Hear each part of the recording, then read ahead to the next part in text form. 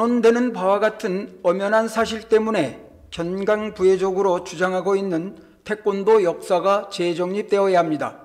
태권도를 유구한 5,000년의 역사를 가진 우리 고유의 전통 무도라고 주장하는 것은 정보통신사회인 현 시점에서는 허구입니다. 발전이란 명분을 내세워 앞만 보고 달려왔다면 이제는 내실을 다져야 합니다. 모방도 창조입니다. 가라데를 모체로 근대무술로 시작된 태권도가 스포츠라는 성격으로 세계화된 것 그 자체로 태권도는 우리의 것이 분명한 것입니다.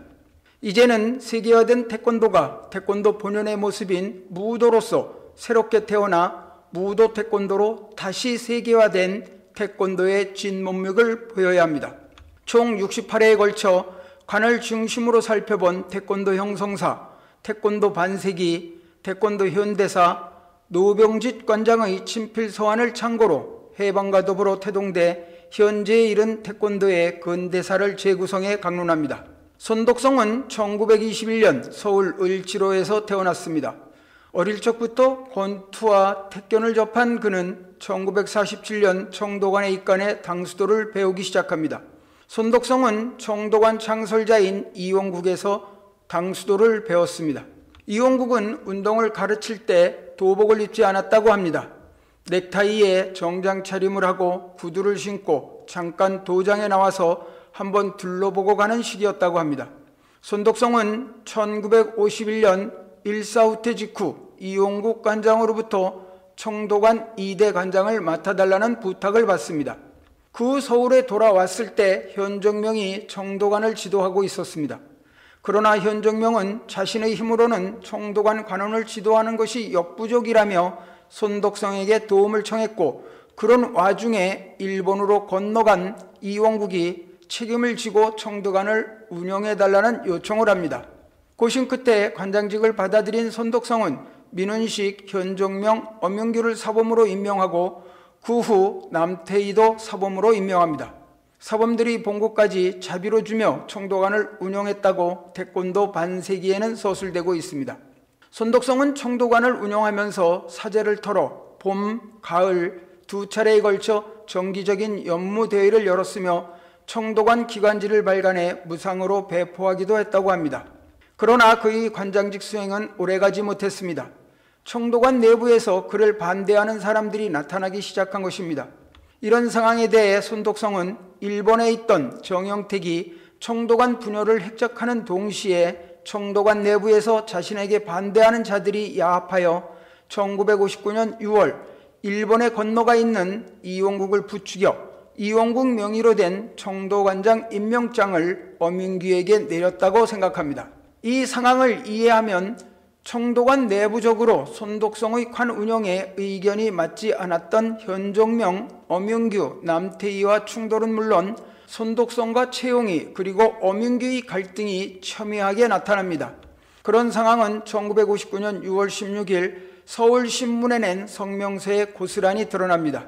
단 임명장이 아닌 지령장이 수중에 난무한 그들의 장래가 지극히 한심하다 아니할 수 없다라고 하는 부분을 보면 청도관장 임명장은 아니지만 엄윤규가 이용국으로부터 청도관장에 임명받은 것으로 손독성 관장은 이해하고 있음을 알 수 있습니다.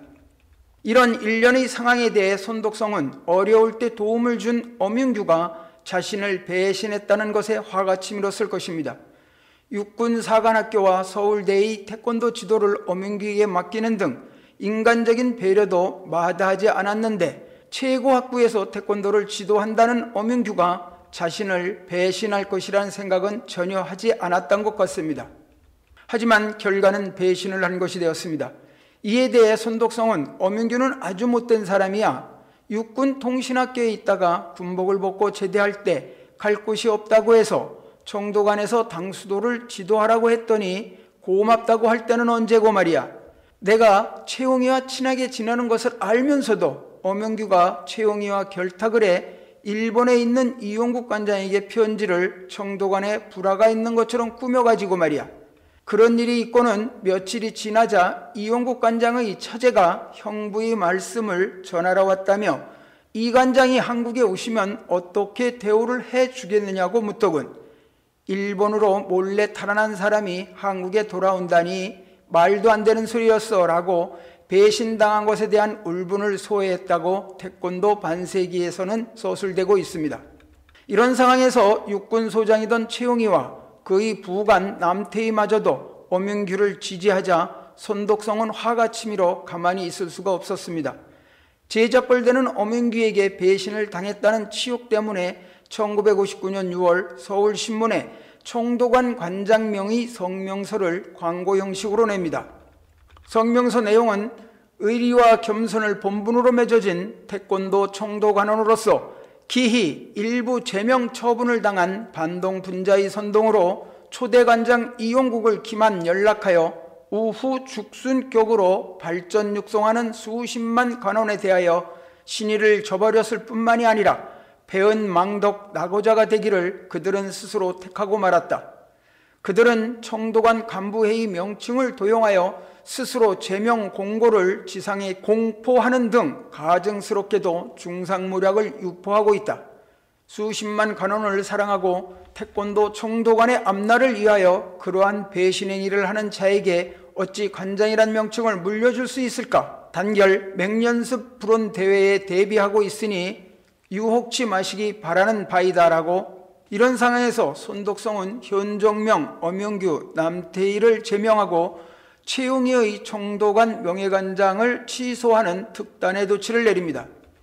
제명 명분은 현종명, 엄윤규, 남태희는 총독관의 분열을 부추기는 세력과 결탁해 배신 행위를 했다는 것이었고, 최용희는 사도 수련 기간을 24년이라고 허위 사실을 기재하여 자기 선전만 일삼고 월남 파견 태권도 시범단 인원 선정을 자신과 상의 없이 독단적으로 했다는 것을 문제 삼은 것입니다.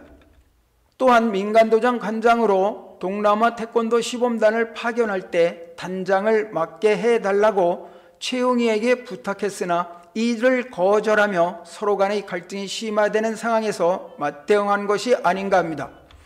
손독성이 군 실세였던 최용희의 총독관 명예단증과 명예관장을 취소한 것은 공개적으로 망신을 주자는 의도였다고 생각합니다. 그러나 이미 대세는 기운 상태였습니다.